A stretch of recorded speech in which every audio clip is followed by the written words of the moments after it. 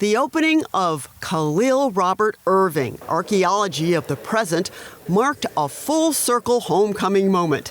The internationally acclaimed artist, that's him in the middle, is a St. Louisan and a 2017 graduate of Washington University's Master of Fine Arts program. Exhibit curator Meredith Malone of the Mildred Lane Kemper Art Museum. During his MFA program, Kahlil was making incredible work. He was already kind of getting renowned for his work in ceramics, and I think that this exhibition really just shows how he's continued in that vein, but expanded his practice through a variety of different media since his student work. Irving's layered ceramic sculptures explore the extent of what can be accomplished with clay that is fired and glazed. The sculptures appear at first glance to have been excavated from the remains of an ancient civilization, but a closer look reveals shapes more reflective of contemporary life. Irving's work can be found in a number of distinguished museum and private collections, and he's exhibited in some of the world's most prestigious museums, among them New York's Museum of Modern Art and the Whitney. It's quite an ascent for an artist who received his MFA a mere 7 years ago. Is it a little mind-boggling for you, or? I mean, a lot of things. It shows that 7 years is not that long, but then it also, with how many things that have happened in the world in the last 7 years, it shows that 7 years can hold a lot of things. We visited Irving at his South St. Louis studio prior to the Kemper exhibit's opening.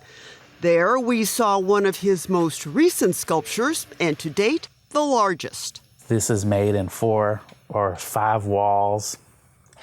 And those walls hold the material as I build it from the bottom up. So this started down here, and I started to add things, and that's how it came to be. A lot of the work started in cardboard boxes, because the cardboard would absorb the water through the clay, and it would slowly dry it out. And then on the outside, it would start to have the impression of the cardboard surface. Oh, gotcha. You can feel it. Yeah, it feels like the corrugation. Sure does. But back here in the warehouse, we have boxes of clay, we have crates of sculptures, we have tiles that are being glazed, we have things being packed, we have the kilns over there, we have sculptures here that are being sitting aside, being waited to be finished. Irving's expansive facility, which he purchased in 2020, totals close to 14,000 square feet. And he needs that space to accommodate the depth and breadth of his various projects. He worked with a theatrical scene painter to create this boulder made from foam.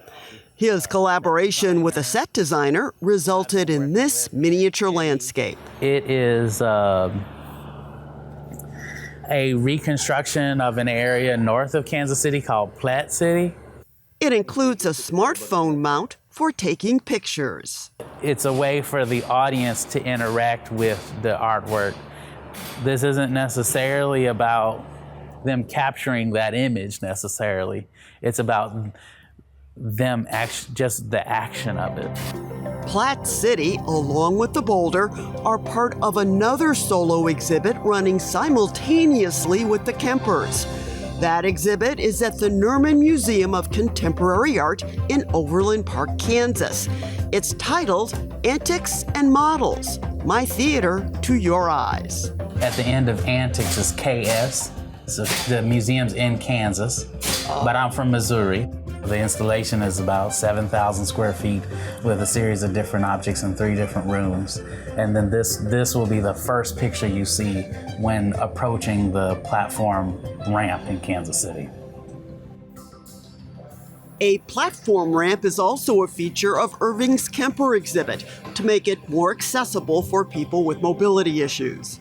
In the case of 3 of the works, viewers are actually invited to touch them. Other pieces are embedded in the platform, or reach toward the ceiling, or beckon from a wall. There's an excitement in experiencing the work of an exceptional artist whose journey is still in its early stages. Even better, Kahlil Robert Irving, who could live and work anywhere in the world, chooses for now to remain right here in St. Louis. I have projects in Los Angeles coming up in 2025. I have maybe a project in Hong Kong in the fall. And from there, we'll just see where it goes. For Living St. Louis, I'm Ruth Ezel.